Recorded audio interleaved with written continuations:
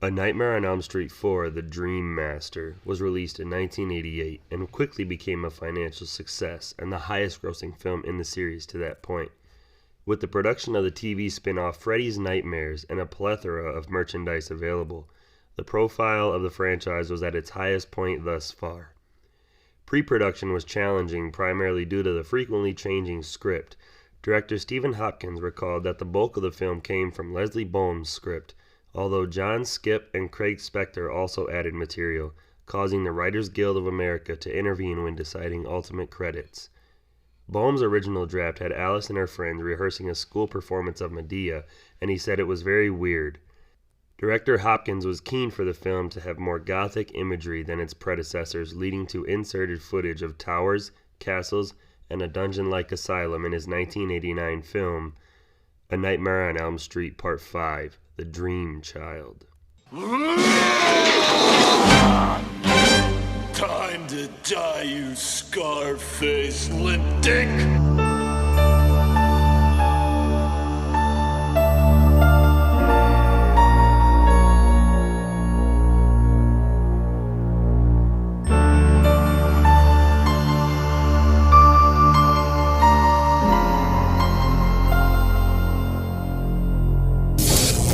Listen, kid. There are two things you don't know about the Earth. One is me, and the other is Godzilla. Come with me if you want to live. Get to the chopper! Dead or alive, you are coming with me. It's over! Nothing is over!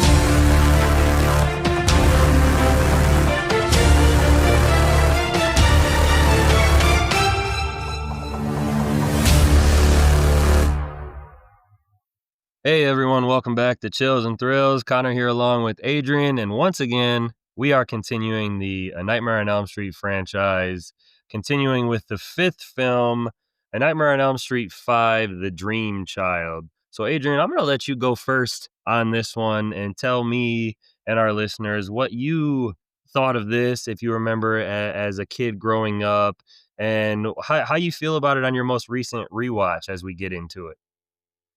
All right. First of all, hello everybody. And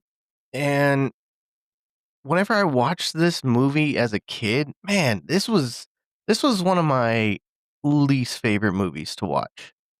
And it's really surprising because this movie also had my favorite death in it. Yeah, I remember watching this one with my cousin, and I don't know why, but he loved it. Like, this was his all-time favorite movie. And there's nothing against the dude. And there's nothing against the people that have this movie as their top contender. But I was like, what the heck? This one over 3 or 4? Come on. And rewatching it, I still stick to my guns on this one. Okay, I will say that when I was younger, I said this, I believe, in our 4th episode, that me and my older sister would have like double feature nights where we'd like order a pizza or grab some popcorn or something and watch like Halloween 4 and 5, because they would have the continuing story with Jamie, Michael's niece, and then like we would do like Nightmare on Elm Street 4 and 5 because it would have the continuing story of Alice and Dan. And so like this one got a lot of airtime on my TV, and the VHS tape got a lot of watches and rewinds and watches again, and we wore those tapes out like a lot of these films. And as I grew older, I started to dislike this film, and I was just like, man, it's a stupid concept and premise. Like there's only a couple kills in the film. The Freddy doesn't. I mean, I I was one of those people who I judged the makeup film to film. I was like, well, it looks different in this one and different to this one. Same with like the mask of Michael Myers or the outfit and gear of Jason Voorhees, or I was a critiquer. I was one of those kids, Mm-hmm. and so like as I grew up, this just fell down the ladder for me. Like I started rewatching it less. I started liking it less. So I was almost dreading the rewatch, like, And I was just like, you know what? I'm going to throw it on. I'm going to sit down. I'm going to give it a chance. And I think I told you right after we got off air recording part 4 that I really enjoyed the rewatch of this, and I don't know what it was. I don't know if it's just having Alice back and having her continue the story, and because Dan dies very early on, again, like our last film, like with Kincaid and Joey, like Dan is gone early, which is an irritating factor for me for the film. Mhm. But I'm not gonna say I put this, like, super high. I'm not gonna say I put it at the bottom, but or, you know, in the middle. I guess I won't really know until I put all these films together, but I will say there's some that I enjoy less than this film, and there's some that I enjoy more so far on our rewatches and going through our episodes of this podcast. So there's a little inside information from me. Yeah, like, in this I mean, don't get me wrong, I enjoyed the rewatch, but did I enjoy it as much as I did, like, 3 or 4? No. But there's definitely more Freddy, and more of his I don't know, it to this point, it was more zaniness than anything. Um, and, I mean, I did enjoy it as a film, but, like I said, 3 and 4, definitely top contenders. I'm not gonna argue with you there because growing up with these films, I mean, I don't know if I'm ever gonna have like a set ranking where all 9 films in this franchise will never go up or down. Like it's a perfect ranking. It's never gonna change. Some days I might like Freddy's Dead better than part 5, or part 5 better than Freddy's Dead, or I might like Dream Warriors better than the original. And then the next day I might like the original better than Dream Warriors. Kind of just depends on my mood and what kind of tone you're going for in the film. So like Oh, it's yeah. going through these franchises, it's hard to rank them and be like, this is my definitive ranking. Like I was going through the other day, like looking because we did a 38 film Godzilla ranking. And I was just like looking through it, just bored at home. And I was like, I think I like this one more than this one and that one more than this one. And I just did that a couple months ago again, and I'm Mhm. already rearranging stuff. So it's hard to pick in these films because it's all based on, are you watching it alone, or are you looking for a fun film to watch with friends in a group and play some drinking card games, or just play some card games in general, or like what are you trying to do when you're watching these films? Yeah, I agree with you. It's the same way with music with me. Is I mean, at the end of my night, whenever I'm trying to go to sleep, I just put on a random TV show or a movie, and it really depends on my feel for the evening. Like, how was my day? Do I want to put on something comedic, in the background? Do I want to put something horror in the background? And same goes for these movies. Like, how you feeling? Absolutely. And I mean, I'll give you some inside information. When I go to bed, it's usually some Two and a Half Men or the old black and white and Munsters TV show, something like that. Something I've seen a lot that I can fall asleep easily to, that I know I don't have to watch. I can listen to it and kind of know what's going on. Oh yeah. Let me give you some background information on this 5th film in the franchise. So, A Nightmare on Elm Street 5: The Dream Child is a 1989 American slasher film directed by Stephen Hopkins and written by Leslie Bohm. It is the 5th installment in the Nightmare on Elm Street franchise and stars Lisa Wilcox and Robert Englund as Freddy Krueger. The film follows Krueger using a now pregnant Alice Johnson's baby's dreams to claim new victims. The general tone is much darker than that of the previous film, and a blue filter lighting technique is used in most of the scenes. It is one of the final slasher films released in the 1980s, and The Dream Child was released on August 11th, 1989. A steep decline in box office receipts from Dream Warriors and The Dream Master, though still a box office success, and the highest grossing slasher film of 1989. The Dream Child received mixed to negative reviews from critics, and the film was followed by Freddy's Dead: The Final Nightmare in 1991. So, and I mean, as you and I just said, you could hear us talk about our kind of mixed feelings on it. So, pretty much all the critics and fans are kind of feel the same way we do. I've never really seen people put this one too high up in their rankings. I mean, there's 9 films, including Freddy versus Jason. And I usually see this between like 7 and 4. Sometimes you'll see it in them bottom 2, and very rarely you'll see it up like in the top 3. Yeah, I mean, that is that's interesting, I will say, because there's some people I know, like my cousin, who it's one of their top favorites. And then there's a lot of people that I know as well that it's definitely at the bottom. And I don't get it. Like, I can't figure out the ranking system on this. It's all preference, my man. I mean, it's like we said, our 2 favorites growing up were the original and the Dream Warriors. And I mean, I've seen some people put the original, like, because I'm one of those nerds that I always watch people's ranking videos, and when people post a ranking or something, I go see it. I read through it, and I've seen people put Dream Warriors at in like the 6th spot out of the entire franchise, and say that it's too like Freddy. This is where Freddy gets goofy, and like Heather Langenkamp should have never came back. And I'm like, this guy is not a fan of the franchise. But no, I mean, the general consensus is this is a middle of the pack film.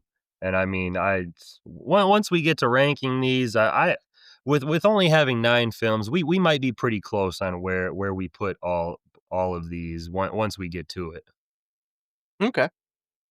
Why don't we jump into a trailer on A Nightmare on Elm Street Part 5, The Dream Child?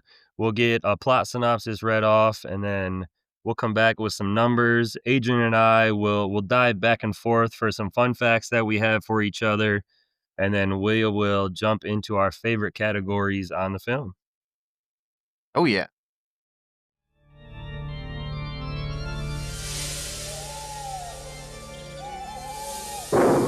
His mother was a God-fearing woman. His birth was an unspeakable horror.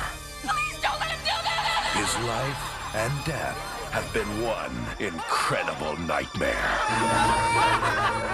But now all that is going to change because Freddy wants to become a daddy. Wanna make babies? What's wrong with me? You're just a little pregnant. Even if he has to adopt. No! Do unborn babies dream? When it comes to chills. It happened while I was awake. When it comes to screams. The party just start. When it comes to pure terror. Bon appetit. No one delivers like Freddy. Better buckle up. All right, Krueger. This time it's for keeps. A Nightmare on Elm Street 5, The Dream Child. It's a boy. When it comes to terror, remember, Freddy knows best.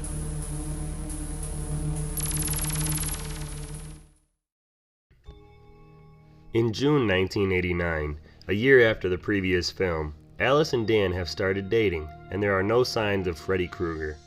One day, while taking a shower after having sex with Dan, Alice has a vision of herself dressed in a nun's habit with a name tag saying Amanda Krueger at a strange asylum. She is attacked by patients at the hospital but wakes up. The next day, Alice is graduating from high school alongside her new friends, Greta, an aspiring but reluctant supermodel, Mark, a comic book fan, and Yvonne, a hospital volunteer and swimmer. Alice confides her nightmare to Dan, who tells her she is in control of her dreams. On her way to work, Alice finds herself back at the asylum, where she sees Amanda giving birth to a gruesomely deformed baby. Amanda tries to collect the baby before it escapes, but it sneaks out of the operating room. Alice follows the baby into the church where she defeated Freddy in the previous film. The baby finds Freddy's remains and quickly grows into an adult, hinting to Alice that he has found the key to coming back. Alarmed, she contacts Dan, who falls asleep en route to see her. Freddy attacks and electrocutes Dan, turning him into a frightful man-machine hybrid before sending him into oncoming traffic. Alice sees Dan's body come to life and taunt her before she faints. Waking in a hospital, she hears the news of Dan's death and that she is pregnant with his child. During the night, she is visited by a young boy named Jacob, but the next day, Yvonne tells her there are no children on her floor, nor is there a children's ward in the hospital. Alice tells her friends about Freddy and his lineage. Yvonne refuses to listen, but Mark and Greta are more supportive. That afternoon, at a dinner party at her home, Greta falls asleep at the table. She dreams of herself snapping at her mother and ranting about her controlling nature before Freddy arrives and forces Greta to eat her own organs before choking her in front of her laughing audience. In the real world, Greta falls down dead in front of her mother and their guests. Yvonne and Alice visit Mark, who is grieving Greta's death, and a rift forms between them. Mark falls asleep and is nearly killed by Freddy, but Alice saves him before seeing Jacob again. Jacob hints that Alice is his mother. Alice requests that Yvonne get her an early ultrasound and discovers Freddy is using Jacob as a conduit to attack her friends, even when she is awake, and has been feeding him his victims to make him like himself. Yvonne and Dan's parents still believe Alice is crazy. Dan's parents insist that she give them the baby when it is born, which Alice refuses. Alice and Mark research Krueger and the nun Amanda. Realizing Amanda was trying to stop Freddy, they investigate her whereabouts and Alice goes to sleep, hoping to find Amanda at the asylum. While there, Freddy lures her away by threatening Yvonne, who has fallen asleep in a jacuzzi. Alice rescues Yvonne, who finally believes her. Mark falls asleep and is pulled into a comic book world, where after becoming a superhero to fight Freddy, he turns into a supervillain, transforms Mark into a paper cutout, and slashes him to pieces. Alice goes to find Freddy and save her son. Realizing Freddy has been hiding within her every time she fell asleep, she draws Freddy out from within herself. Yvonne finds Amanda's remains at the asylum, and Amanda joins the fight in the dream world, encouraging Jacob to use the power Freddy has been giving him. Jacob destroys Freddy, and his infant form is absorbed by his mother, while Alice picks up baby Jacob. Warning Alice away, Amanda seals Freddy away in time. Several months later, Jacob Daniel Johnson is enjoying a picnic with his mother, grandfather, and Yvonne. Some children jumping rope nearby are humming Freddy's rhyme, hinting once again at Freddy's return.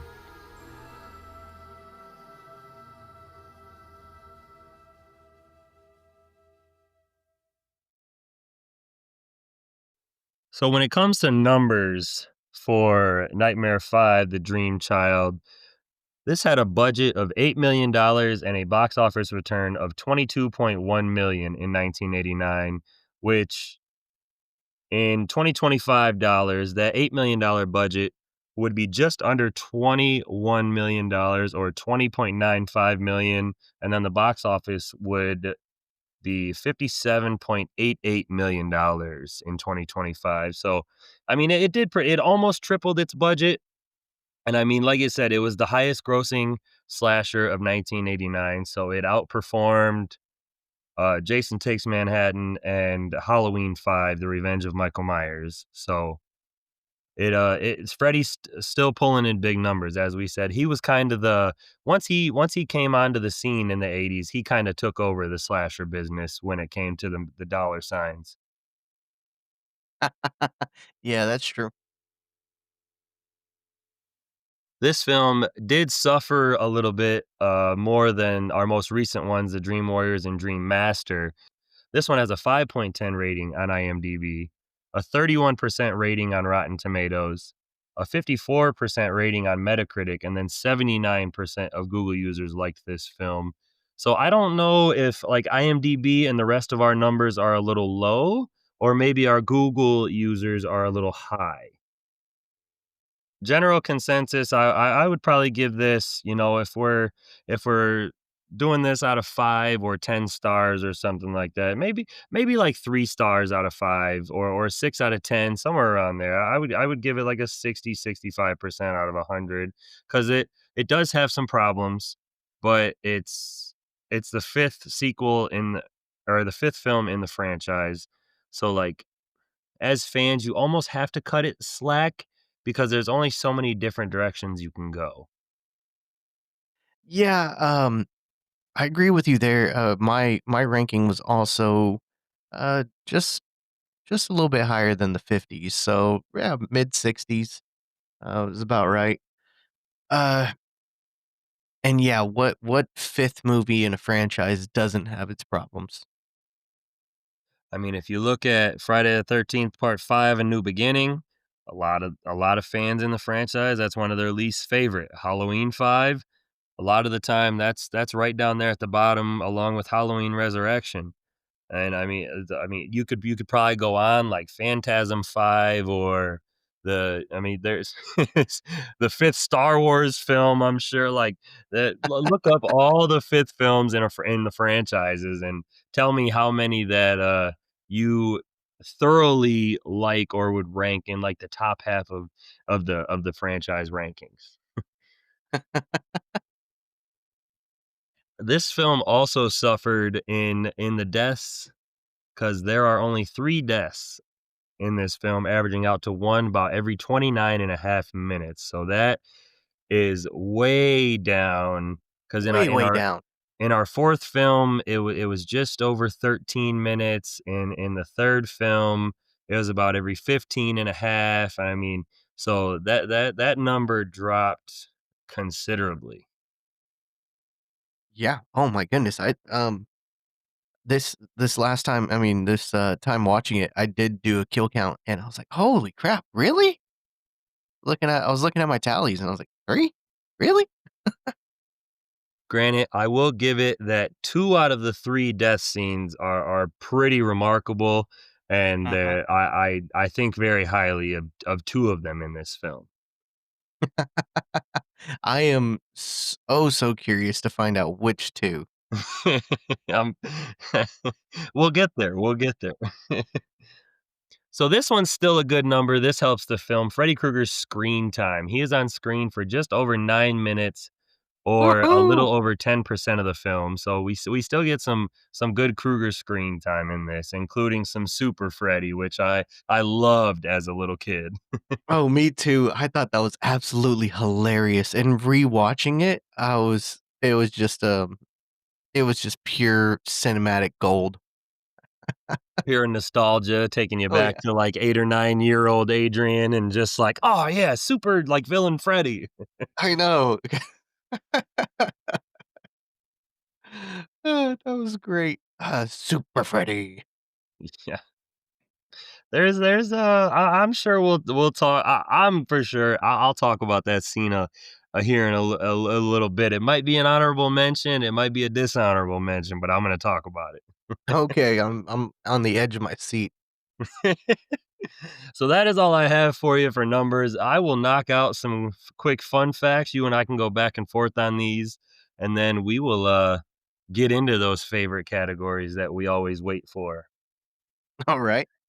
So my first one for you here is that New Line Cinema gave Stephen Hopkins just 4 weeks to shoot this film, which was less than the 8 weeks or so that Rennie Harlan got, and a further 4 weeks for editing. This meant that he had to shoot one on stage while the crew dressed the other, so they could shoot almost continuously. Meanwhile, he also had to oversee special effects work. He said that he managed because he was 28 at the time and required little sleep. And his efforts paid off because when 20th Century Fox heard of this, they were so impressed that he was given the task of directing Predator 2 from 1990. Whoop, whoop. I seen the Predator connection. I had to get that one in there for you. I appreciate that. I really do. All right, what you got? Okay, all right. So my first one is Joe Seeley. Originally wanted his character Mark to be goth, wanting jet black hair, wear bone shirts, and he was upset he had to wear more colorful clothes with blonde hair. Huh. I could see it. I could Right? easily see him drawing the comics and things like that, him with, like, a gothic, like, haircut or, like, the clothing, like, back in the late '80s, that and it would have been something that I think he could have pulled off very well. I think he would have done a magnificent job as Goth. And especially and that really shows whenever he turns into his, hero costume, you know? Absolutely.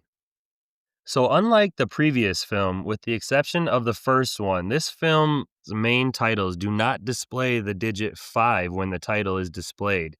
It only displays A Nightmare on Elm Street, The Dream Child, and I caught that, and that's one of the things, like, little things like that because, on our Halloween 5 episode, that film also does that because it is titled Halloween 5: The Revenge of Michael Myers, but when the title comes on in the credits, it's only Halloween 5. So Chris and I were always like, "Okay, did they add that subtitle in after it was already edited or of the subtitle of The Revenge of Michael Myers or so like little things like that always bug me. Like if this is the 5th film, put A Nightmare on Elm Street 5: The Dream Child. I don't know, just little things that bug me that shouldn't. Uh, yeah, I also noticed that, I was watching this one by myself this time, and I had to go grab my wife and go, "Look what they did." For like, first ten seconds of the film. Look what they did to this. Put me in the editing room. We'll fix it. Let's go. Let's do it. Okay, let's see.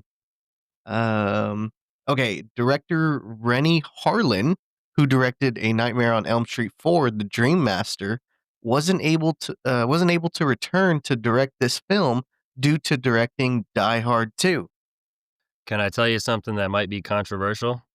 Go for it. I have never seen any of the Die Hard films. All right, so this was the last time that Adrian is on the Chills and Thrills podcast. Everybody, it was great talking to y'all.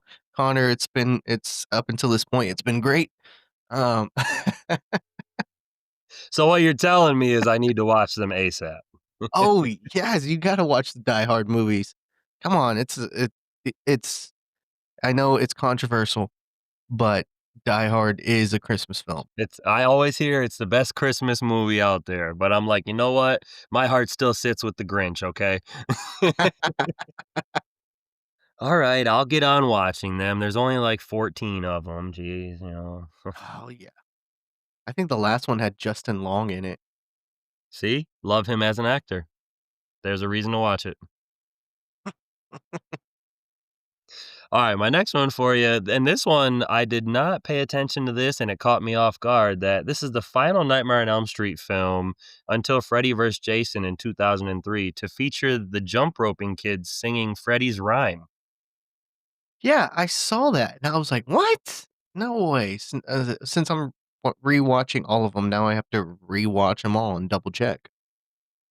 I I would have never guessed. Those up to this point in the franchise, they've become a staple of the franchise. They're always in it. They're pretty much like your warning sign. Mhm. And it was a shock to me, but I guess once you get to Freddy's Dead, they're trying to portray that there aren't any kids left in the town, and so they're trying to take that a whole different route. So I don't know if they thought they didn't need the little girls jump roping or what, but it was a surprise to me that they weren't in it until Freddy versus Jason.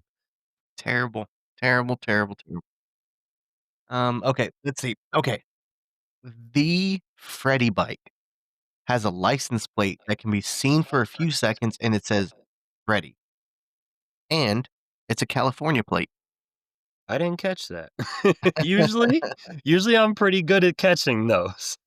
Yeah, I noticed that, and I kinda giggled, and, I went through the trivia, to see if that because, they like to add that little thing, like, "Oh, this is, Craven's Inn for the diner."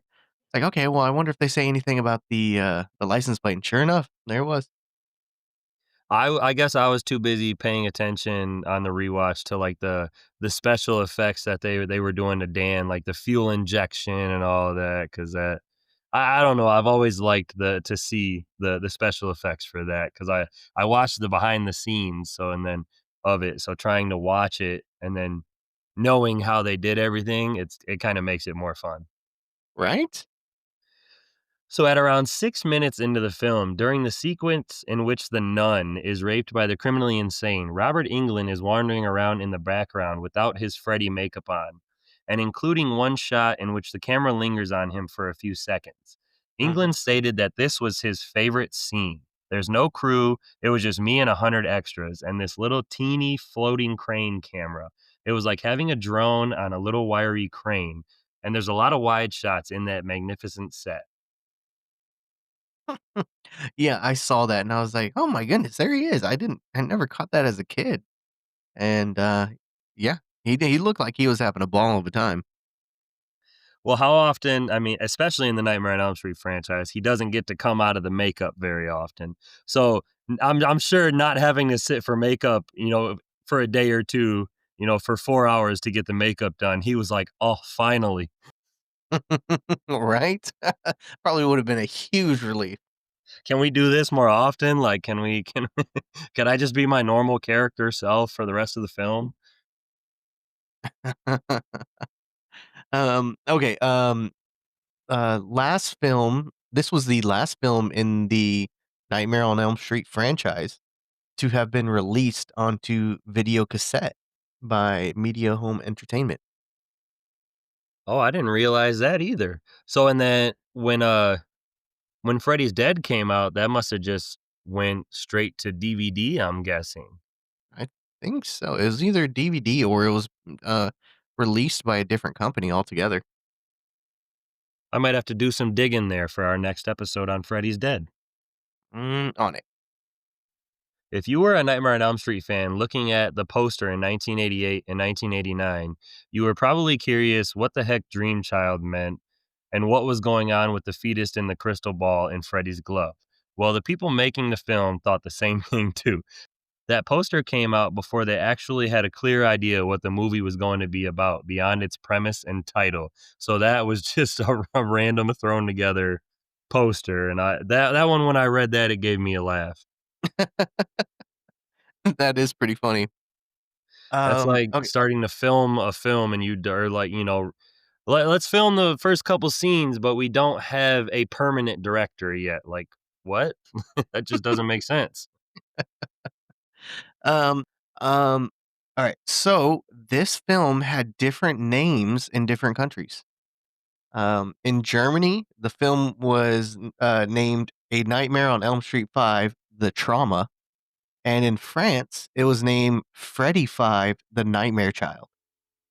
It is always we did this, I hate to keep bringing up, like, past episodes, but it's kinda, we have 100 of them. So in past episodes, I did that. I looked up names of when we were doing the Godzilla franchise, like, what some of their foreign title names were, and some of them had nothing to do with Godzilla. Some of them were, like, Frankenstein battles this or something like that, and it's like, at least these foreign titles have somewhat, like, semblance to the film, so at least that's nice. Hey, I tell you what, since you have just two more, let me give you one more. Absolutely, shoot it at me. Okay. The end credits song, Let's Go, by Cool Mo D, was actually a diss track to LL Cool J. Apparently, those two were feuding at the time the film was being made. I think I heard about that, and I meant to do some digging on that just to see what it was, and I never did, like, what the feud was or why. Yeah, I read that and I was like, I'm so curious, but I was never curious enough to look.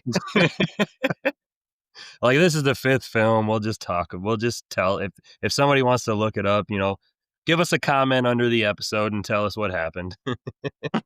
Please save us from the digging. Alright, so I got 2 more, I'll give you one right here. In the documentary Never Sleep Again: The Elm Street Legacy from 2010, Director Stephen Hopkins admitted he thought Mark's death scene was silly, but being a comic book nerd, he just had to put it in there. So I'm glad that he did, because I like that. As a kid, you see this guy who loves to draw comics. He loves comics in general, and then he turns into like this comic book hero action character and has to battle the villain Super Freddy. I thought that was super fun for the film. You took my last one I was gonna throw. So I'm down to one last one. Okay, so my last fun fact is this was a film debut for two actresses, Marnette Patterson and Jill Adler. Marnette played a little girl, uncredited, but you know that was her first film. And Jill Adler played a dinner guest in Greta's Dream. So and then I know you said a little bit earlier that Marnette went on to do other things. And I mean, it's a lot of actors and actresses get their first roles, even as little kids, in horror movies. So even if it goes uncredited or a little dinner scene or something, you never know where you can go from there. Oh yeah, yeah. That it's insane just hearing where people started, um, and what films in the background. Like Channing Tatum, he was in a Ricky Martin um music video. It's one of his first things. You got me on that one because I didn't know that. I mean, I'm sure there's some girls out there that know that about Channing Tatum, but That came I out like I think like 2 years ago. He unveiled it in an interview, and yeah, he played a bartender that you see for like a split second. hmm, I know him from movies. That's about it. Yeah, that's about right. Don't get me wrong, I'm a fan. I like a lot of his movies, but I didn't know he was in he his first thing was a music video. So I have one more for you here. All right, All go right. for it. This film opened at number 3 at the box office, but it disappeared thereafter, and it was the lowest grossing film of the series at the time. Robert Englund stated that the film was a success, and it did manage to make $22 million on an $8 million budget, but the box office was less than half of what a Nightmare on Elm Street 4 The Dream Master had pulled in on a $6.5 million budget, which led to the decision to end the series with the next film, Freddy's Dead: The Final Nightmare, in 1991. Very. Oh man, that sucks that it got that the box office didn't like it. But I mean, it still made its money. But did it really end the series with the next film? Come on. Yeah, the money dropped by half, but still, you crushed it. I mean, you're still making money. And I mean, when it comes down to it, you made more than Friday the 13th, you made more than Halloween, and those are your two big competing franchises that you're battling with in the 80s. And I mean, I know Child's Play just came out the year before, so I don't know if if they were battling with that at all. Probably not, because it was probably out of theaters by now. But like, you made more money than the two other big franchises you were competing with. So it's like you're still winning this battle. You're still tripling your budget. And I mean, maybe when you get into talks on doing this next film, don't make it so far-fetched. Take it back to the scary, the dark Freddy Krueger, not so comedic, not, we're taking this train off the rails, and now he's in the dreams of a kid, and or just some of the crazy things they did. Like, take it back to the dark Freddy Krueger and see what happens. And with the next film, they didn't do that, because they kind of, again, with the next film, kind of had a little bit of fun with it for the final nightmare before we got to Wes Craven's New Nightmare and Freddy versus Jason. And so, I mean, there's different ways you probably could have came back and did really good numbers at the box office after this film. Absolutely, absolutely. So when it comes to my fun facts, that is all I have. There was a lot on this film. When it comes to these Nightmare on Elm Street films, I don't know if you we're looking at the same thing here, but there is a lot of like behind the scenes facts and things like that on these films. So you kind of got to like pick your poison and try to find some interesting ones.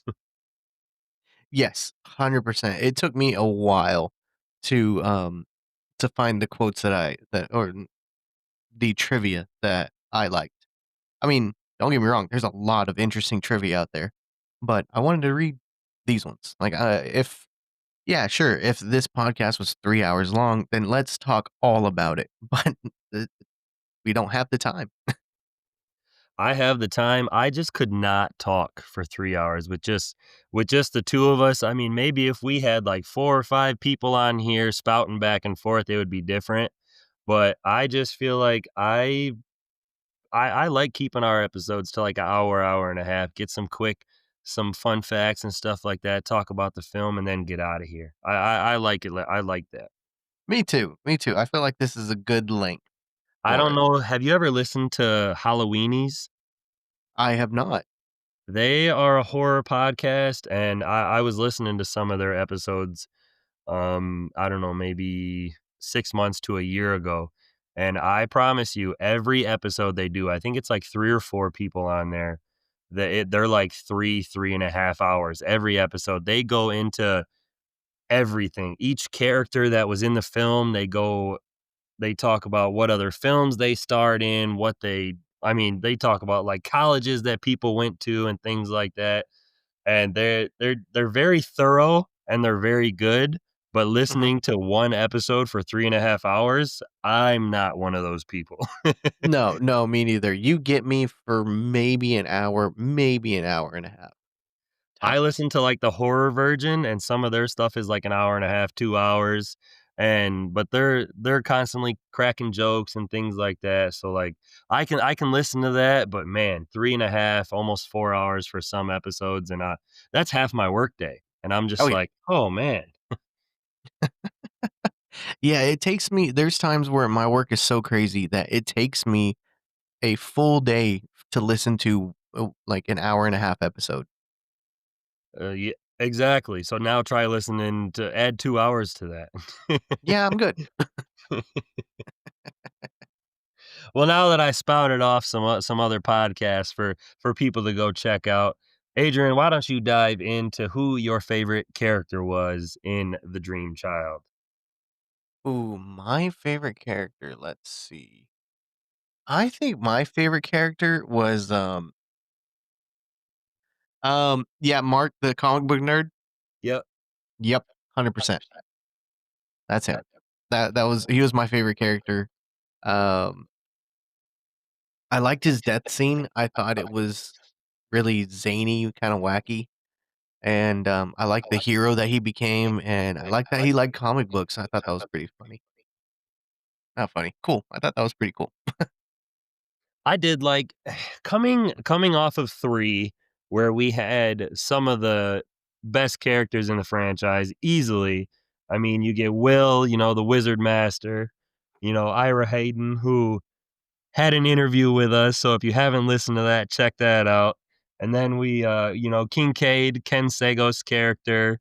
I mean, he was amazing in the film. And then we get to 4, and you get Kincaid coming back, and then you get the introduction of Alice and Dan, and then we continue into this one, and we have Alice and Dan, but again, Dan dies off so early, and I feel like besides Mark, we don't really get too interesting of a character. Like Yvonne is fine, Greta is fine, and so like you have Alice and Mark. So you chose Mark, and to be honest with you, I went the other route and I chose Alice again because she turns into like this badass again in the film, and like she almost goes like hunting for Freddy, try like knowing that she's pregnant, and like she knows that Freddy's trying to somewhat get at the child that she has or that she's pregnant with, but she doesn't know how. So like she goes on like a mad hunt and search, like trying to do research and figure out like what's going on with Amanda Krueger. So like I like where they took her character in this, and I wish we would have got the chance to like continue an Alice in like a part 6 and like maybe show that like she's a little older and she had the kid, and well, clearly at the end of this film she has the kid, but the baby's a Yeah. little older, and maybe Freddy's like actually haunting the dreams and like of like the son and a couple of his friends, and she has to play protect her mom, or I don't know, like I've thought about this a lot, like different ways you could have done and things you could have done with Freddy's dead and taken it a different direction. But like I like I like Alice's character. I picked her in the fourth film for the way she kind of transforms into a badass. And then I like her in this one for the way she kind of jumps right back into it, like in mom mode. So I liked Alice in this one. Okay. All right. I could accept that. You don't have a choice. There's only two good characters in the film. No. 100%. And there's a third there's another character that I enjoy just because he's a tie-in to a different to my favorite movie of all time, I'm Jurassic Park. listening. Yeah, Jacob Oh, was the boy in the beginning of Jurassic Park that's talking crap to Grant.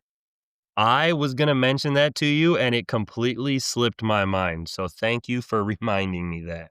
You I are was absolutely on the rewatching this money. movie and I saw him. I was like, "No way, that's not him." And I had to do a little googling, some IMDbing, and sure enough, yeah, he plays the boy in Jurassic Park.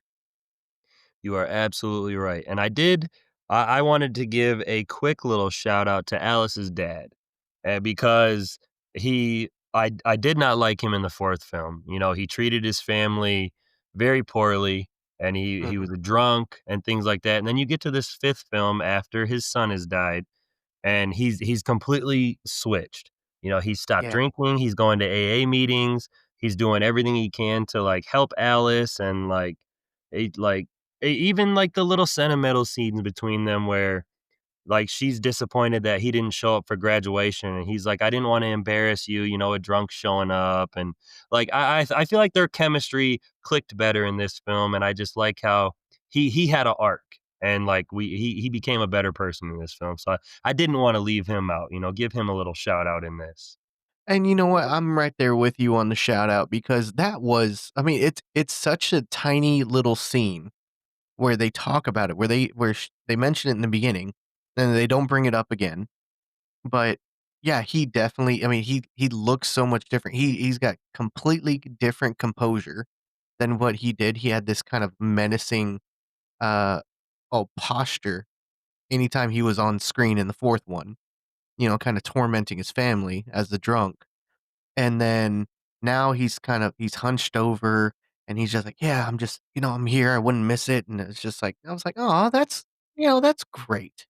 Out of this film, that's a good takeaway. Absolutely. Even later on, you know, he's standing up for his daughter when Dan's family's trying to like threatening her with the courts about her child, and Mhm. he stands up and he's like, "Nope, I've had enough of this. Like, get out of my house. Like you go, Dad." Like, Yeah, absolutely, good job. Good job. Way to step up there, dude.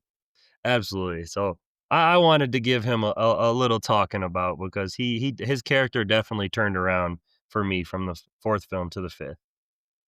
Yes. I'm with you 100% on that one.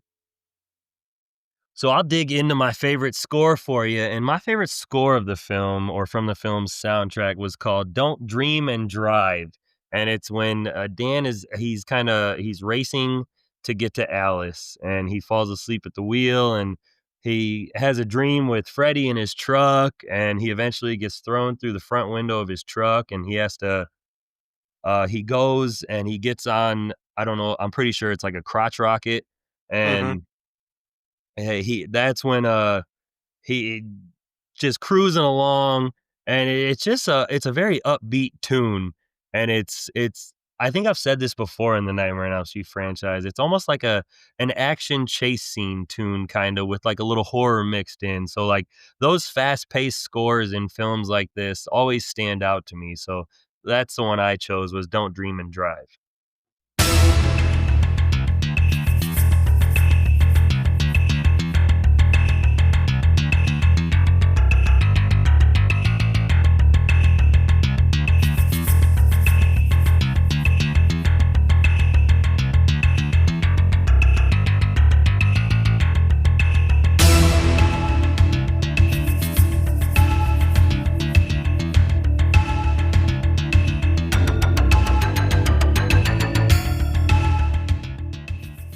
That's funny because mine was whenever he turned into the bike, and it's called Hell on Wheels, and it's actiony, it's fast paced, it's the same thing. I think it might be kind of mixed in with Don't Dream and Drive.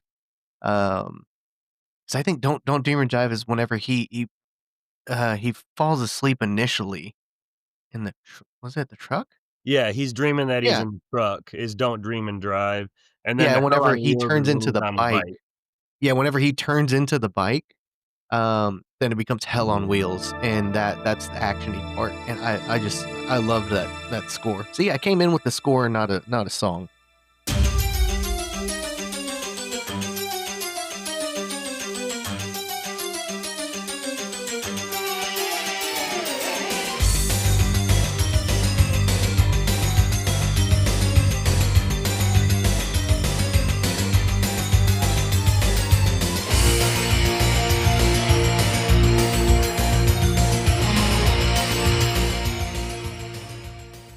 I was Coming in not hot. judging you for the last episode, I swear. Because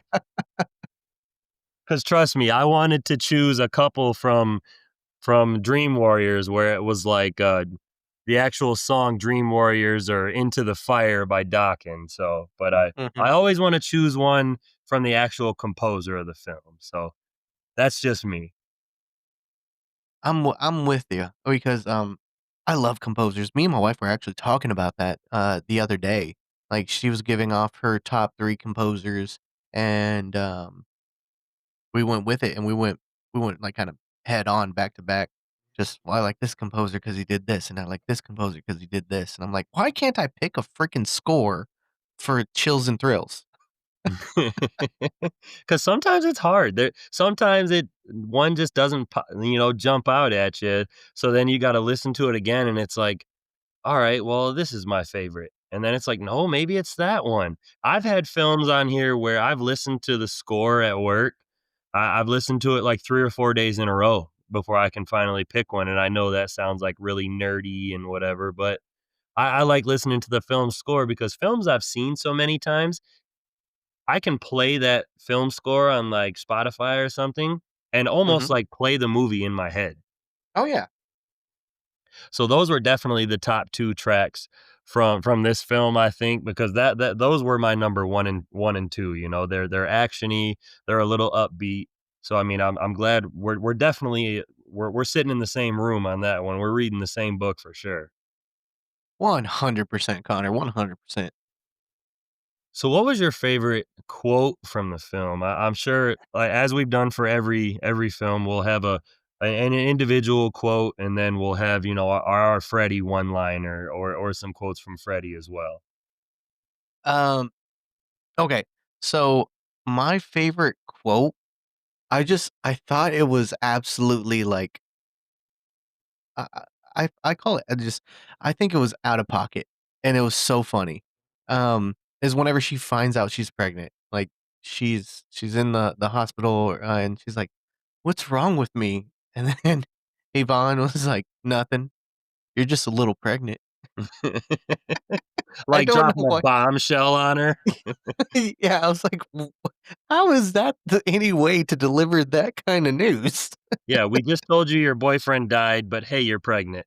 Yeah. Like, you didn't wanna wait a couple days to tell her that or Right? Oh my goodness, that was funny.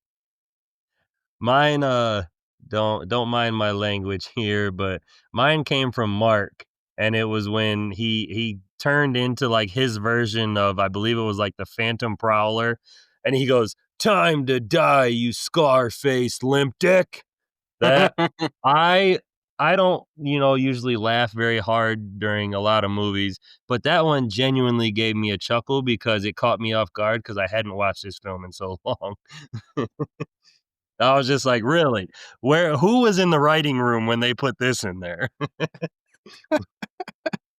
And they had to have a table read for it.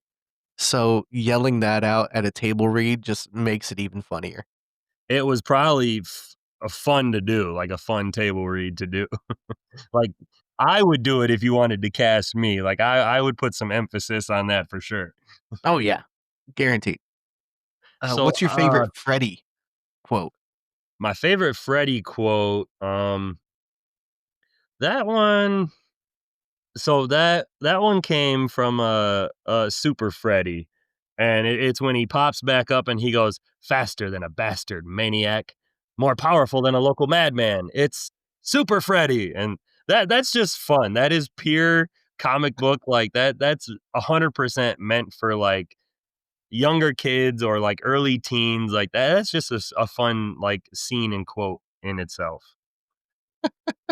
Damn it, you took my quote. Okay, We can have the same one. but I do have a backup quote just in case because I was like, oh man, Connor might pick this one because this is like one of the great ones. Um, it was Freddy whenever he was eating bits of Greta. He's like, is she delicious or am I crazy? That scene always kinda gave me like a, like, I don't know if they took that too far or And then Mark is like, you leave her alone. He's eating her.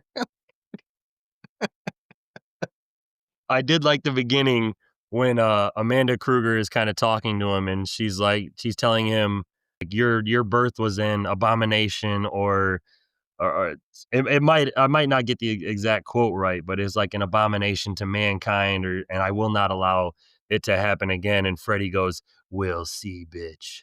We'll just see." And it's like, Freddy, you are awesome. He's just so great. Like, whenever okay, Alice Johnson. Why can't I freaking remember any names? But she's like, "You can't come back. I locked the door on you." And he goes, "Well, I found the key." That was that was a good one too.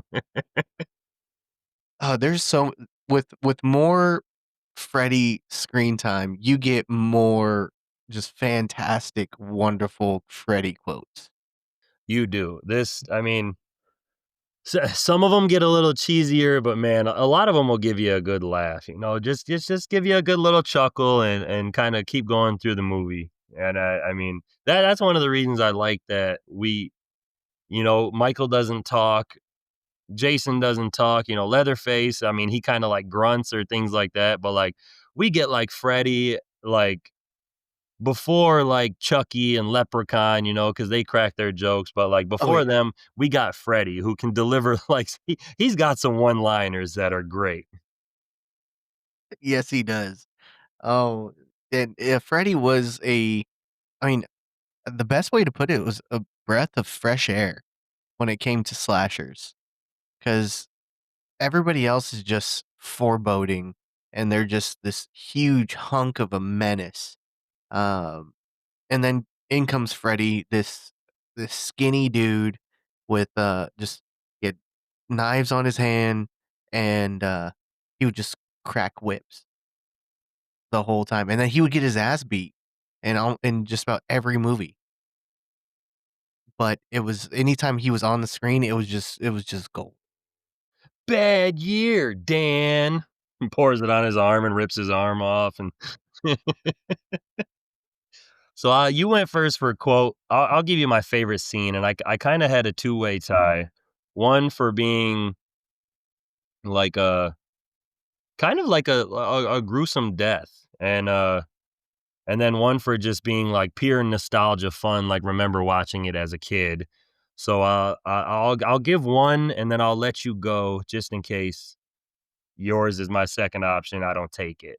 So my first one was Dan on the motorcycle with just getting obliterated, like getting fuel injected and like almost like becoming part of the motorcycle. And like I thought the special effects were done phenomenally in that scene. And like you said, with the tune going in the background, the Hell on Wheels score, like that scene just encompasses like the fun that you can have in like a Nightmare on Elm Street death scene. So like that was one of my favorite scenes. And then like I said, I'll let you go, and then I'll mention the kind of one that it was like 50-50 with. Actually, that was my favorite scene as well. It's my favorite death, and it's my favorite scene. Just watching the transformation of him going to from Dan to the death machine was just awesome. And even to this day, I think the special effects were phenomenal. Absolutely, you are not wrong. It's definitely one of the more creative deaths in the franchise, but and then here we go again with Freddy using people's like real life things against them. Like you hear like Dan's dad and like the coach talking about this boy feels a need for speed, and then here he is on a motorcycle going 100 and some odd miles an hour, and the motorcycle's taking over his body and like becoming him and killing him. Like Freddy's just a dick. Like he's so evil. Yep, 100%. Yep, Freddy is just a dick. Well, it goes into my next one too because Mark, he's the he loves superheroes and comics and Mhm. things like that. Freddy pulls him into a comic and kills him, and that was like the scene that the motorcycle death with Dan was kind of tied with because that one is just it's fun. It's something that you've never seen in a horror film, and I think watching hundreds of other horror films, I don't think I've ever seen something like that again, where it's like a comic book premise of a character being pulled in and becoming the superhero and like fighting Freddy and Freddy becoming more powerful and like especially when like Freddy cuts Mark on the side, like all the color drains out of him and he like becomes like a piece of paper version of himself. Like it's just so much fun. And I'll give you this because that was my favorite kill was Mark. So so that was, I kind of battled back and forth. Those were the two kills that I thought were awesome in this was Dan and Mark. You ended up choosing Dan for your favorite. I ended up choosing Mark. So, I mean, we're right on the money here. Yeah, yeah, it's, our number 1 and number 2 are just swapped. Um, because I loved the motorcycle, definitely my favorite.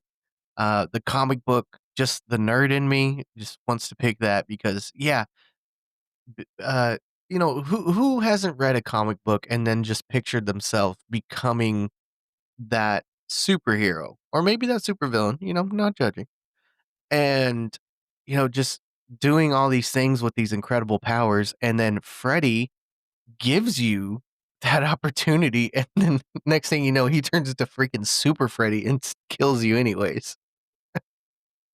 Like I said, he is not very nice. No, he takes what you love and somehow he turns it on you. It's either what you're scared of or what you love. And one way or another, he's going to turn it on you. Yeah. So that is it for our favorites categories. And one of the things like I talked about the different like looks of Freddy. I know we haven't done it through the episodes as we've gone through, but I just want to say like up to this point, I think this is my least favorite look of Freddy Krueger. But yeah, I don't know why I'm just not a fan of how the makeup changing so much. It was so It was spot very on. apparent. Yeah, it was so spot on in the original film, and, like, that first and third film, I feel like he looked amazing, and then, like, in the second one, he it was so-so, and then, like, you get to the fourth one and fifth one, and you can see clear differences, kinda just like we've talked about before with, like, the Michael Myers mask or the gear that Jason's wearing when it comes to, like, the pants or the shirt, the hockey mask, like, I don't know why it's so hard to stay consistent. But, I mean, I'm not a makeup artist, so maybe I'm just talking out of my ass here. Yeah, I think we talked about it. I think for the second one, um, how they didn't have many pictures of him, yeah, of Freddy. And so they just kinda went on their own and just like, "Okay, well, he kinda looked like this," and gave him a slightly different coloration, but, they kept it pretty close to the first one, if I'm not mistaken. Yeah, I remember us saying that they just when it came to the first one, they didn't have any pictures, and I remember us saying, like, "How do you not take pictures of, like, what you're filming?" Or, like, even just, like, take like Heather Langenkamp and Robert Englund and John Saxon, like all like in a picture together, like with Freddy's makeup on or something like that. Taking pictures was huge, back then. Like now, like we have like cameras and on our phones and stuff. Everything's digital and whatnot. So, but like back then, like using like a simple like camera was all pictures were all they had. They didn't have really like they didn't have the internet or nothing to save stuff on. It's still wacky that the fact that they didn't have pictures of their main villain, of their main antagonist. The most important part of your film. And it's not like he's just, he can just come in and just, you just put a little bit concealer on him and you're good. No, you're going for hours in the makeup chair. It's a whole deal. You couldn't even bother taking, even a dozen one roll of a camera. That's all you had to do. Just one roll. Just dedicate one roll of film to him, and you would have been fine. Somebody send them back a disposable back in time. But that is all I have for A Nightmare on Elm Street Part 5. I mean, I didn't want to dive into the look of Freddy too much because I know we hadn't really talked about it in other episodes. I mean, we knocked out our favorite characters. So before I talk about what we're getting into on our next episode and some final thoughts, would you like to plug away? Yes. Okay. Hi everybody. If you want to listen to some scary stories, while I try to convince my wife that paranormal and supernatural are real, please tune in to the Make Me Believe podcast on all major platforms. Was that too pluggy? I felt like that was too pluggy. That was perfect. And now I'm leaving that in just because you asked. All right, why don't we go ahead and knock out some final thoughts here, and I'll dive in first since I made you go first for a lot of our categories and stuff. And when it comes to Nightmare on Elm Street 5, the Dream Child, like I said, I was a huge fan of this one as a kid. I don't know why. I don't know what it was. It's just like these later on Freddy films, same with like the Halloween films, the Friday the 13th films, like once they get into like these different films, Jason fights like this Carrie knockoff in part 7 and then goes to Manhattan and Halloween 4 and 5, he's chasing his niece, and then Halloween 6 you get into this cursed druid thing with the thorn, the curse of thorn, and then like Nightmare on Elm Street 4, you get the Dream Master where Alice is gaining the powers of all the people that Freddy's killing and like their motives, and in this 5th one he's tracking down or he's tormenting a child that isn't even born yet and killing people through the child's dreams. Like I don't know what it was, like when it comes to like the key aspects of a film being like just going like bonkers off the wall, like that was what it attracted me as a kid. Like it was different, and you knew that it wasn't going to be the same old story, that they were doing something new. And as I got older, I started not to like that. I was like, no, bring back the scary Freddy, the Michael, the Jason, where they're in the shadows and they're hunting people down and they're brutal. But on the rewatch, I I did thoroughly enjoy this one. I didn't think I was going to, but I knew what I was getting into because I've seen it so many times, and it was just turn my brain off and have a fresh rewatch of it and enjoy it for what it is. And it's fun. It is a fun 5th film in the franchise that puts a different spin on Freddy Krueger. And if you enjoy it, you do, and if you don't, you don't. It's not everybody's like type of Nightmare on Elm Street film, but I will say it is not the worst in the franchise coming from me. I will agree. It is not the worst in the franchise. Um, me, I'm with you 100%. It was, um, as a kid, I loved it. Like it wasn't my favorite. I did enjoy watching Super Freddy, and I thought that the motorcycle crash scene was absolutely fantastic. Um, it was more of a darker tone. with the like the premise, but and that kind of flew over my head a little bit whenever I was younger, you know. But rewatching it, I did get a little bit more of appreciation for it. I mean, it's still not my favorite, and it's right there in the middle of the pack. But um, I did enjoy it. It is all in all a fun film to watch. Oh, I watched it by myself. I didn't like my wife. She was like, "Is this one I want to watch?" I was like, "No, not really. You're gonna want to probably skip this one." And then rewatching it, I was like, "Oh, you know what? I should have had her watch it with me because it's utterly ridiculous. Because she's very much a no nonsense kind of person, and so having her watch this, I would have been watching her reactions more than I would of the movie. Yeah, I definitely I enjoyed it. Now as an adult, just watching it for a movie that it is. Um, do I want more scary than comedic? Yes, but it was definitely a fun watch. Well, we'll see how much fun you have with the next film, because this film did have a direct sequel, and what was originally billed as the final installment in the original timeline of the films, with Freddy's Dead: The Final Nightmare being released September 13th, 1991. So I honestly don't remember when I seen that one as a kid or when my first time ever watching that one was. But I know that when I did finally get to it, I ended the movie and my first thought was, "What the hell did I just watch?" Like, I need to watch this again and figure out how I feel about this film. So I'm probably gonna have to do that again when we get to rewatch that for our next episode.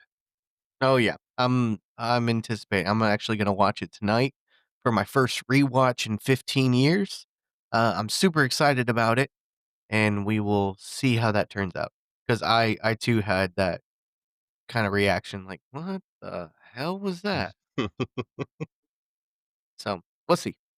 All right. Well, before we get out of here, as always, I'll thank you for joining me because we are running through this Nightmare on Elm Street franchise very quickly. We got the fifth film down, on to the sixth one. So thank you again.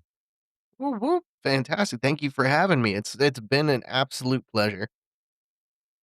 So before we get out of here, again, thank you. Thank to thank to. All right. Keep that part in. Yeah. I had myself on what's it called? The On a loop. on a loop. There you go. There you go. Yeah. I'm gonna put a blooper reel together. That's not a bad idea at all. But no, before we get out of here, I want to say thank you again for joining me.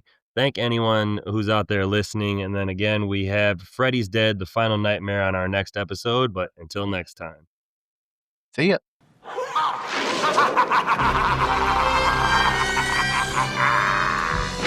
Faster than a bastard maniac. More powerful than a loco madman. It's Super Freddy. Told ya, comic books was bad for ya.